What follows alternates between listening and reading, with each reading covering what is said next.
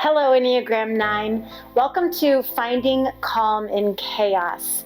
The world is crazy, but you don't have to be.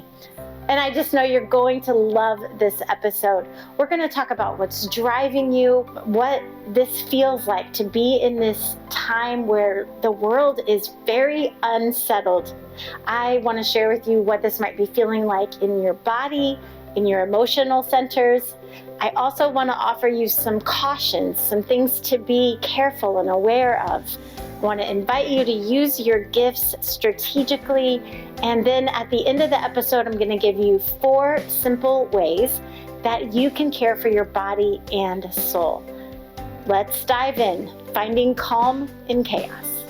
This is 9 in 9, Enneagram Wisdom for Life. I'm Jen Stanley. Let's dive in.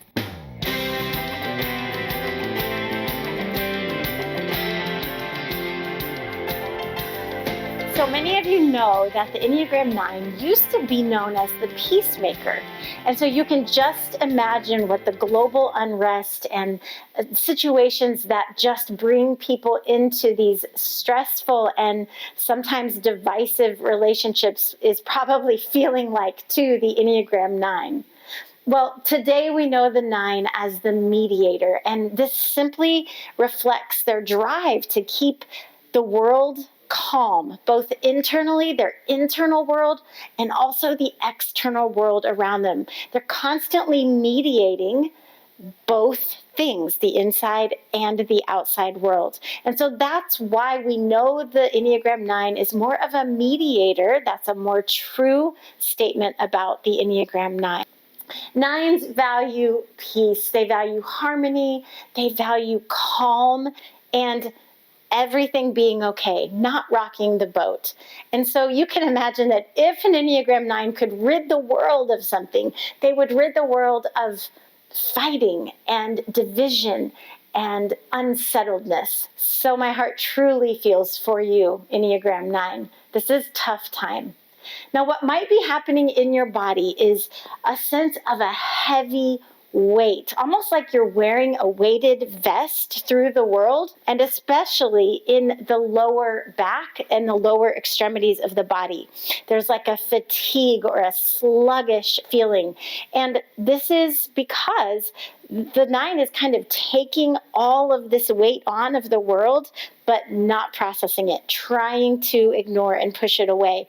And it begins to add up, and there's a sense of just a very weighted feeling. In the emotional center, an Enneagram 9 is likely feeling very anxious with so much chaos around them, overwhelmed, and certainly an inner turmoil that is hard to describe. So they're going to have all this sensation in the body of this inner turmoil and not truly know how to process and remove it in a healthy way. So I'd love to give you a few things to be cautious about, to be aware. And the first is this feeling of detaching or wanting to numb yourself from what's going on. There is a real temptation for the Enneagram 9 to want to be completely unaffected by what's going on. And so it's going to cause an Enneagram 9 to really lean into maybe the routines that give you a lot of comfort, or potentially leaning into or merging with another person or a family member that has strong feelings on something. But what I want you to remember, Enneagram 9, is not to detach from you and from your voice, because it matters here. It matters so much. The second thing I want to caution you about is the anger that's boiling inside of you. It's going to feel like you want to ignore it, like maybe you want to let it sort of seep out the cracks in like those passive aggressive ways, but that's not going to help. So we want you to take the anger, acknowledge it, and then find a way to express it in the world. I really want to invite you, Enneagram 9, to use your strengths during this time. The first being that you are an incredible mediator. You know how to bring people together. You know how to help people find common ground. And so if you have people in your life that are having a hard time with that right now, this is where you excel, because you have an open mind and an open spirit, and you can listen to multiple opinions, and you can help people come together. You're also an incredible support for people because you're non-judgmental. And so I invite you to just continue to be a good, supportive person for the people in your life. But most importantly, I want to invite you to use your voice, because your opinion, your voice, your thoughts, your feelings, they matter. And when you can find those and then express them in a healthy way, it brings more clarity and it brings more wholeness to the conversation at hand. Now, when we come back, I'm going to give you 4 simple ways that you can take care of your mind, body, and soul during these chaotic times. Hi there. If you're in a season of life where you're trying to remember or rediscover or reconnect with the person that you know you truly are, Enneagram 101, Authentically You, is a 6-week course where we come together as a group and we really dive deep into your Enneagram number. And what that does is it helps you not only know yourself and have confidence in who you truly are, but it really helps you communicate, understand, and have compassion and empathy for the people in your life. Okay, so here are 4 simple ways that you can take care of you. And we're going to start with the body. So Enneagram 9, I want you to remember that it's very tempting for you to detach from your body. And so one of the things that is most helpful is for you to be in nature. Now, if it's warm enough, I'd love for you to just have your bare feet on the ground and kind of take a walk. If it's not warm enough for that, that's okay. But I want you to walk, breathe, and notice 5 things. It's called the 5 things walk. And this is where you try to notice 5 new things that you've never seen, smelled, heard, felt before.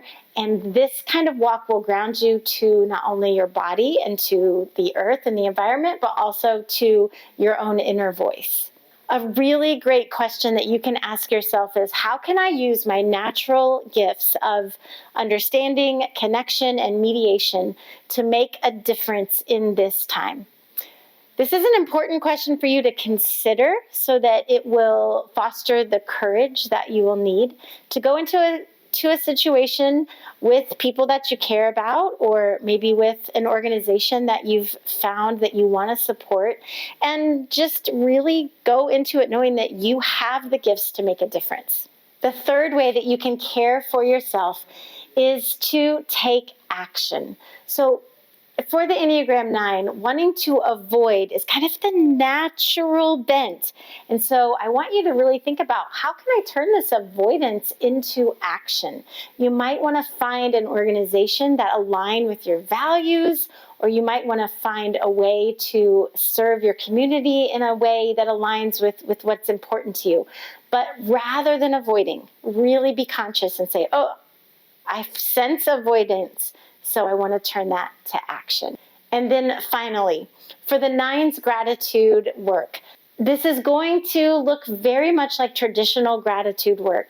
And it's where each day you slow down and you really think about and bullet point, write down, for what things am I grateful today?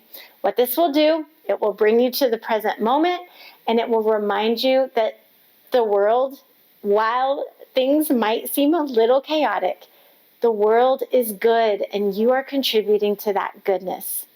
Hey, I just started this podcast and I am loving every minute of it.